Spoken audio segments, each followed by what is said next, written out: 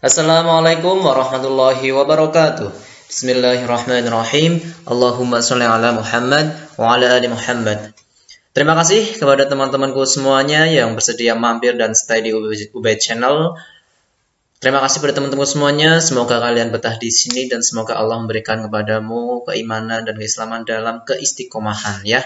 Kali ini teman-teman kita akan belajar tentang sejarah Islam dan di sini saya pakai pengantar dulu. Ya, kenapa pakai pengantar? Ya karena sebagaimana kita ketahui Islam adalah peradaban yang tidak sendirian. Ada peradaban-peradaban lain sebelum atau sesudahnya atau sekelilingnya. Sehingga perlu namanya pengantar dulu teman-teman. Karena berkata tentang sejarah Islam juga nanti sangat panjang sekali, maka dari itu saya akan mendahulunya dengan pengantar. Dan buat teman-teman semuanya yang belum subscribe ya, jangan lupa klik tombol subscribe teman-teman ya. Karena dengan tombol subscribe insya Allah sama aja mendukung channel ini untuk semakin berkembang dan insya Allah akan semakin melebarkan sayap-sayap dakwahnya. Oke teman-teman, langsung kita masuk ke yang pertama ya. Ini teman-teman kita membahas tentang periodisasi sejarah Islam. Ya, mungkin teman-teman masih berpikir ya, bagaimana sebenarnya Islam itu awal mulanya bagaimana, terus perjalanannya bagaimana, sampai sekarang itu bagaimana.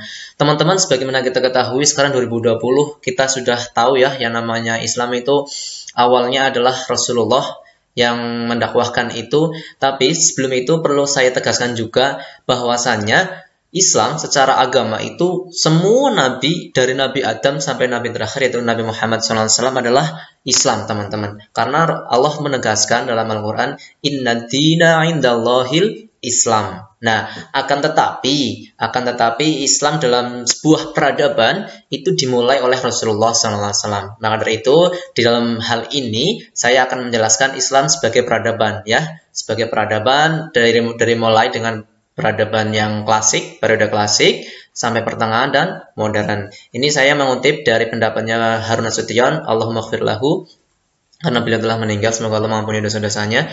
Di mana periode klasik ini diawali dengan 690 Masehi ya, 690 Masehi, dan dalam periode klasik inilah disebut dengan kemajuan Islam teman-teman. Karena disinilah luar biasa, Masya Allah, Allah telah memberikan kenikmatan-kenikmatan buat umat Islam karena berhasil menyinari dunia dengan segala kemuliaannya. Ya, dan ini disintegrasi artinya masa-masa kemunduran, terus masa pertengahan, ini mungkin dibilang masa vakum gitu ya. Dan ini terakhir adalah masa modern. Oke, lanjutin teman-teman. Nah, ini saya akan membahas tentang bagaimana Islam itu berinteraksi dengan peradaban sebelum dan sesudahnya teman-teman. Perlu kita ketahui ya kita tahu lah ya, nabi yang pertama atau manusia pertama di dunia inilah Nabi Adam.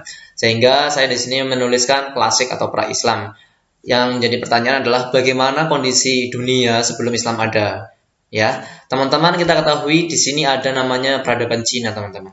Ya, sebagaimana kita ketahui teman-teman, Cina adalah salah satu peradaban yang tua sekali Cina teman-teman, karena di literatur yang saya baca itu Cina itu dimulai dari 7500 sebelum Masehi ya, sebelum Masehi. Dan ingat Masehi itu hitungannya itu dimulai dari hari kelahirannya Nabi Isa ya, dari kelahiran Nabi Isa alaihissalam itu dihitung Masehi, sehingga Cina ini ada jauh sebelum Romawi atau Masehi itu ya.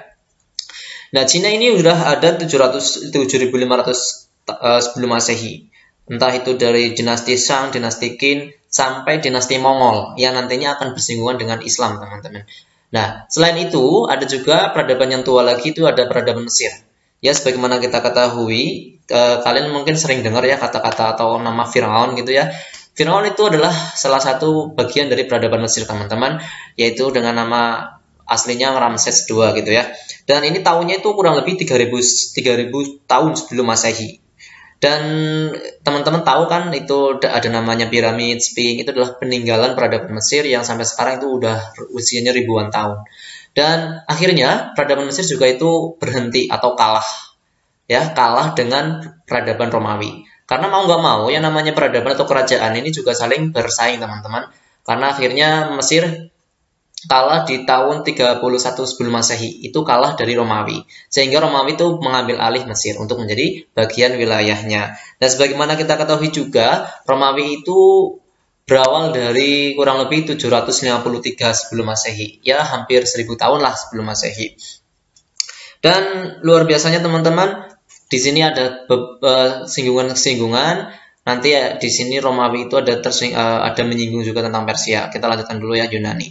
Nah, Yunani itu teman-teman sering kan di buku-buku itu mendengarkan berasal dari kata Yunani gitu, misalkan biologi, sosiologi dan sebagainya. Itu pasti seringnya pakai Yunani. Nah, kenapa literatur kita itu banyak yang merujuk ke Yunani, teman-teman? Juga Romawi juga ada. Seperti kata angka Romawi gitu ya, itu. Dan Yunani juga ya. Karena apa, teman-teman? Karena Yunani itu termasuk peradaban tua. Dan kenapa literatur kita itu menyinggung ke sana? Karena satu-satunya peradaban yang dianggap paling maju secara intelektual, secara kecerdasan itu Yunani, teman-teman. Ya, kita tahu ya, Yunani itu tempat lahirnya para filsuf-filsuf seperti Aristoteles, Plato, dan sebagainya. Dan mereka lah yang menyusun ilmu-ilmu, teman-teman, yang nantinya juga akan bersinggung dengan Islam. Ya, alurnya seperti itu. Kita ketahui juga Alexander Agung, itu raja Yunani yang merupakan murid Aristoteles, itu nanti akan bersinggungan dengan Persia. Bersinggungannya gimana? Nah, ini kita bahas Persia. Jadi Persia itu salah satu peradaban tua juga di dunia ini. Yang terkenal itu adalah Raja Cyrus, teman-teman. Ini kurang lebih di tahun 550 sebelum Masehi. Kekuasaannya itu jauh banget sampai Yunani. Nah, ini teman-teman lucu. Kita kalau melihat peradaban itu lucu, teman-teman. Yunani sama Persia ini bertarung, teman-teman, bertarung. Kadang Yunani menyerang Persia, ini dipimpin oleh tadi Alexander Agung. Persia juga menyerang Yunani. Artinya apa, teman-teman? Selalu ada namanya persaingan. Oke, itu teman-teman. Dan kalian tahu, kita sekarang bahas Islam, dan kalian tahu subhanallah, Allah melalui Rasulnya telah menegaskan, bahkan di surah Ar-Rum, teman-teman tahu kan surah Ar-Rum, bahwasanya Allah telah menegaskan di surah Ar-Rum bahwa Romawi itu dikalahkan oleh tetangganya, terdekatnya, yaitu Persia, teman-teman, bangsa Persia. Dan Allah menegaskan lagi di selanjutnya, Romawi itu nanti akan menang. Ya Allah, teman-teman, itu belum terjadi, itu jauh banget. Artinya apa? Allah tuh menegaskan di Al-Quran. Dan ketika Rasulullah menerima firman itu, Masya Allah, terbukti, teman-teman. Akhirnya benar-benar Romawi itu kalah oleh Persia. Nah, singkat cerita lagi, teman-teman. Rasulullah ketika dalam perang Khandaq, beliau dalam suatu hadisnya, wallahu alam ya, detailnya gimana, yang intinya saya membaca bahwasanya Rasulullah itu mendengar ketika memukul sebuah batu dalam penggalian parit, Rasulullah itu bilang bahwasanya Rasulullah itu melihat cahaya dan melihat jelas, yaitu kota Persia, dan Rasulullah berdoa atau sahabat meminta kepada Rasulullah agar Islam akan menguasai Persia. Nah, dan juga menguasai Roma. Teman-teman, terbukti nggak sekarang? Masya Allah, dalam sejarahnya nanti Islam itu sanggup mengalahkan dan menaklukkan dua kerajaan yang besar ini. Teman-teman tahu ya, kalau dalam peradaban dulu, yang bisa dikatakan paling berkuasa di antara kedua ini, teman-teman, Persia dan Romawi, Sehingga suatu kehebatan luar biasa ketika tentara Islam itu berhasil menaklukkan keduanya ini. Ya, sebagaimana kita ketahui, Romawi itu yang ditaklukkan itu seperti Konstantinopel, ya, atau Bizantium, dan Persia akhirnya takluk. Nah, teman-teman, nanti ketika Islam sudah menaklukkan Persia, nanti terjadilah namanya asimilasi kebudayaan. Persia ini perlu kita ketahui Iran, teman-teman, Iran ya. Nah, karena Persia ini sudah banyak sekali menyerap peradaban-peradaban dari Yunani, ya. Sehingga kalau nggak salah dulu pasukannya Khalid bin Walid itu berhasil menaklukkan Persia dan berhasil membunuh Kisra. Kisra itu kaisarnya Persia. Sehingga Islam itu banyak sekali yang ke sana dan Persia menjadi kawasan atau bagian dari kekuasaan Islam. Oke, singkat cerita seperti itu, teman-teman. Selanjutnya, setelah Islam muncullah peradaban barat, yaitu bisa dibilang Eropa dan kawan-kawan. Karena apa teman-teman? Ya sebagaimana kita ketahui yang namanya peradaban itu selalu bergulir. Nah, ketika Barat berhasil melanjutkan peradaban estafet dari Islam, itu disebut namanya Renaissance, ya, Renaissance atau masa pencerahan. Karena saat itu ketika Islam jaya, Eropa itu sedang mengalami namanya masa kegelapan, ya, Dark Age, masa kegelapan. Sehingga ketika masa Barat melanjutkan estafet dari Islam, disebut masa pencerahan atau Renaissance. Oke teman-teman, kita lanjut sekarang masuk ke tentang peradaban Islam. Oke teman-teman, ini bisa dilihat ya. Ini alur dari peradaban Islam teman-teman. Alurnya seperti ini. Teman-teman perlu kita ketahui dengan sama ya. Yang pertama, Rasulullah Nabi kita Muhammad SAW lahir itu di tahun 571 Masehi teman-teman. Sehingga ini menjadi suatu tonggak atau awal dari peradaban Islam dimulai teman-teman ya. Peradaban Islam dimulai dari mulai 571 Masehi, ya saat itu adalah tahun gajah. Terus kita lanjut lagi di masa risalahnya. Risalah atau masa di mana Rasulullah itu diutus sebagai nabi, sebagai rasul, dan itu diutus di usia 40 tahun kurang lebih ya, di usia 40 tahun. Akan tetapi Rasulullah itu mengalami dua periode ya, periode di Mekah dan periode di Madinah sebagaimana kita ketahui di sejarah-sejarah sebelumnya. Nah, setelah Rasulullah wafat di usia 63 tahun, itu dilanjutkan oleh khalifah, ya, atau masa khalifah. Dilanjutkan oleh Khalifah Rasyidin, yaitu oleh Khalifah Abu Bakar As-Siddiq yang pertama. Terus setelah Khalifah Abu Bakar As-Siddiq meninggal, diangkatlah Khalifah Umar bin Khattab. Setelah itu diangkat lagi oleh Khalifah Utsman bin Affan. Setelah itu lanjut ke Khalifah Ali bin Abi Thalib. Nah, untuk detailnya tentang masing-masing ini insya Allah nanti akan dibahas selanjutnya teman-teman. Nah, ini sekarang kita membahas cuma secara kronologis bagaimana perjalanannya Islam. Dan memang pembahasannya sebenarnya banyak sekali detail, cuma saya di sini berusaha untuk menampilkan secara garis besar perjalanan peradaban Islam. Terus setelah Khalifah Ali itu ada namanya masa transisi teman-teman. Kenapa masa transisi? Karena setelah Khalifah 4 ini nanti akan masuk ke dalam era dinasti ya. Bukan lagi masalah khilafah atau khalifah, tapi sudah masuk ke dinasti. Dan ini transisinya panjang sekali teman-teman. Ada namanya tragedi perang Siffin, perang Jamal, atau juga perang Karbala. Nanti banyak sekali. Daripada kita lama-lama di situ, kita langsung masuk ke dinasti Umayyah teman-teman. Ya. Dinasti Umayyah. Ya, sebagaimana kita ketahui di sejarah-sejarahnya atau di video sebelumnya saya telah menjelaskan tentang ilmu kalam teman-teman. Tentang ilmu kalam, yaitu di masa transisi ini terjadi konflik politik antara sahabat Ali bin Abi Thalib dengan sahabat juga Muawiyah bin Abu Sufyan. Nah, singkat cerita, Muawiyah bin Abu Sufyan itu mendeklarasikan dirinya di tahun 661 Masehi kurang lebih itu menjadi khalifah atau menjadi pemimpin dari dinasti Umayyah ya, dinasti Umayyah. Dan dinasti Umayyah ini bertahan dari 661 Masehi sampai 750 Masehi teman-teman. Dan dalam dinasti ini banyak sekali cerita juga teman-teman, dari berbagai rajanya, dari bagaimana persinggungannya nanti dinasti Umayyah ini sampai peradabannya sampai Persia, sampai Mesir dan sebagainya teman-teman.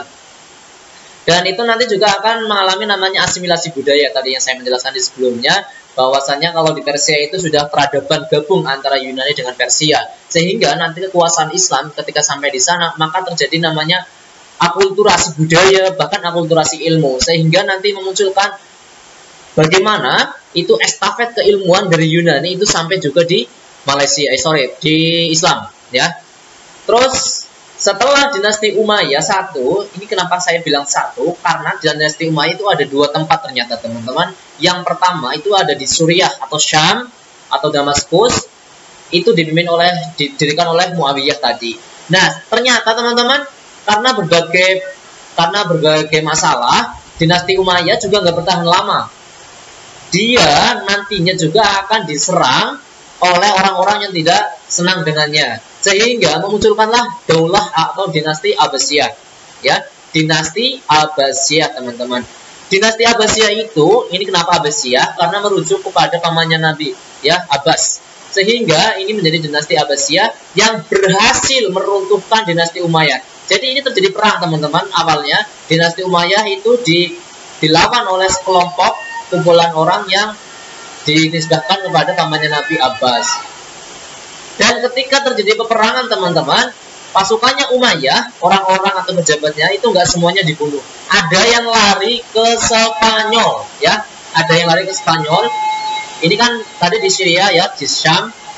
Ada yang lari ke Spanyol dan dia di Spanyol itu mendirikan juga dinasti Umayyah, teman-teman. Ini didirikan yang pertama oleh Abdurrahman Ad-Dakhil, ya. Kita ketahui juga dinasti Umayyah yang kedua itu juga di sana akan melahirkan ilmuwan-ilmuwan seperti Ibnu Rushd dan sebagainya. Nah, terus kita lanjut ke dinasti Abbasiyah. Di dinasti Abbasiyah inilah terjadi namanya tadi masa keemasan Islam. Ini orang Islam ini mengalami kejayaan di sini teman-teman, dinasti Abbasiyah. Dinasti Abbasiyah ini berjalan atau bertahan antara tahun 750 Masehi sampai 1260 Masehi teman-teman. Dan lagi yang namanya kerajaan atau kekuasaan juga nggak ada yang abadi teman-teman. Dinasti Abbasiyah lagi itu akhirnya singkat cerita kalah teman-teman. Kalah. Dan dinasti Abbasiyah itu digulingkan oleh tentara Mongol. Ya, tadi di slide sebelumnya itu kan saya menjelaskan tentang peradaban Cina, itu ada Mongol. Nah, Abbasiyah ini kalah dari tentara Mongol, dibabat habis teman-teman, literatur ilmuannya habis dibakar dan sebagainya teman-teman. Nah, akan tetapi saat itu dinasti Islam nggak cuma di Abbasiyah, ya perlu kita ketahui Abbasiyah ini disentralkan atau ibu kotanya di Baghdad atau Irak teman-teman. Nah, kita lanjut lagi ke dinasti Fatimiyah. Fatimiyah ini adalah dinasti yang berusaha untuk menandingi dinasti Abbasiyah teman-teman. Abbasiyah ini di Irak, kalau Fatimiyah itu ada di Mesir. Ya, dinasti Fatimiyah ini berusaha untuk menandingi kemegahan atau kemajuan dari Abbasiyah. Sehingga dinasti Fatimiyah ini berhasil mendirikan Darul Hikmah atau perpustakaan yang luar biasa, terkenal sekali, besar sekali, yang nantinya malah menjadi sumber ilmu dari peradaban Islam setelahnya, seperti sekarang Universitas Al-Azhar dan sebagainya. Nah, akan tetapi teman-teman, dinasti Fatimiyah itu juga nggak bertahan. Akhirnya dinasti Abbasiyah itu dikalahkan oleh dinasti Ayyubiyah. Dinasti Ayyubiyah ini yang sering kita ketahui itu Salahuddin Al-Ayyubi. Nah, Salahuddin Al-Ayyubi berhasil menggulingkan kekuasaan Fatimiyah dengan pasukan-pasukannya. Dan singkat cerita, Salahuddin Al-Ayyubi ini nanti akan menjadi pahlawan bagi orang Islam, yaitu tepatnya ada di Perang Salib. Ya, teman-teman sering dengar kan Perang Salib. Perang Salib itu kenapa dikatakan Perang Salib? Karena Perang Salib itu ketika orang-orang Kristen melakukan ekspedisi militer itu menggunakan salib, ya, menggunakan gambar salib di bendera-bendera atau baju tentaranya. Karena untuk menyatukan umat-umat Kristen bahwasanya ini adalah perang suci, ya. Apa misi mereka? Misi mereka yaitu membebaskan Baitul Maqdis. Karena saat itu Baitul Maqdis dikuasai oleh orang Islam, teman-teman. Nah, singkat cerita, dalam peperangan pertama, orang Kristen itu berhasil memenangkan peperangan salib. Dan di perang kedua, Salahuddin Al-Ayyubi itu berhasil menjadi tokoh yang bisa mengalahkan orang-orang Kristen, ya, tentara salib yang selama 88 tahun telah menguasai Baitul Maqdis, teman-teman. Dan luar biasanya berbeda sekali ketika Salahuddin Al-Ayyubi berhasil mengalahkan tentara salib dulu, sebelum Islam berhasil merebut. Orang Kristen yang merebut Baitul Maqdis itu ketika merebut Baitul Maqdis, orang Kristen itu membantai ribuan mungkin jutaan manusia yang tidak bersalah. Tapi ketika Salahuddin Al-Ayyubi berhasil merebut kembali Baitul Maqdis, Salahuddin Al-Ayyubi ngapa? Beliau memberikan ampunan atau dengan sukarela silahkan menjalankan kepercayaannya masing-masing. Masya Allah, itulah pahlawan umat Rasulullah, teman-teman. Oke, kita lanjut. Ternyata dinasti Ayyubiyah nggak bertahan lama, teman-teman. Itu nantinya dinasti Ayyubiyah setelah Salahuddin Al-Ayyubi wafat digantikan oleh yang lain, dan nggak juga bertahan lama Ayyubiyah, akhirnya dilanjutkan oleh dinasti Mamluk. Siapa dinasti Mamluk itu? Dinasti Mamluk itu adalah tentara-tentaranya Salahuddin Al-Ayyubi. Jadi yang namanya mamluk itu dalam bahasa Arab kalau nggak salah itu artinya budak, teman-teman. Maksudnya apa? Dulu Salahuddin Al-Ayyubi itu ketika menggunakan tentara itu dengan perjanjian akan dimerdekakan tapi harus patuh kepada khalifah atau majikannya. Oke. Dan dinasti Mamluk ini ternyata Masya Allah, setahu saya itu ya, seingat saya itu berhasil mengalahkan dinasti Mongol. Yang dulu kerajaan bangsa Mongol itu berhasil menaklukkan Abbasiyah, tapi akhirnya kalah oleh Mamluk ya, teman-teman, seperti itu. Terus setelah Mamluk ada lagi teman-teman, yaitu kerajaan Turki Utsmani ya, Turki Utsmani, atau di sini juga ada Safawi dan Mughal. Ini adalah estafet dari kerajaan Islam, teman-teman. Karena dinasti Mamluk juga ada berbagai permasalahan, terutama masalah ada namanya kekuasaan Turki Utsmani. Turki Utsmani yang di Turki itu berusaha menguasai Mesir, teman-teman. Berusaha menguasai Mesir, terjadi peperangan sehingga akhirnya Mamluk kalah dan dilanjutkan oleh Turki Utsmani di Turki. Dan di lain negeri, di lain negara juga masih ada kerajaan Islam tuh. Setelah Mamluk, setelah Abbasiyah hilang, masih ada kerajaan lain, yaitu kerajaan Safawiyah. Kerajaan Safawiyah dari katanya Safa itu didirikan awalnya oleh gerakan Sufi, teman-teman. Oleh gerakan Sufi yang dipelopori oleh Safiddin. Nah, gerakan Sufi ini ada di Persia, yaitu Iran. Nah, selain itu juga Safawi juga nggak bertahan lama, dia runtuh di tahun 1736 Masehi. Dan di bagian lain juga ada kerajaan lagi, teman-teman, yaitu dinasti Mughal ya, itu dinasti Mughal di India. Karena sebenarnya di dinasti Umayyah ini Islam itu berusaha menyebar ke berbagai wilayah termasuk di India, teman-teman.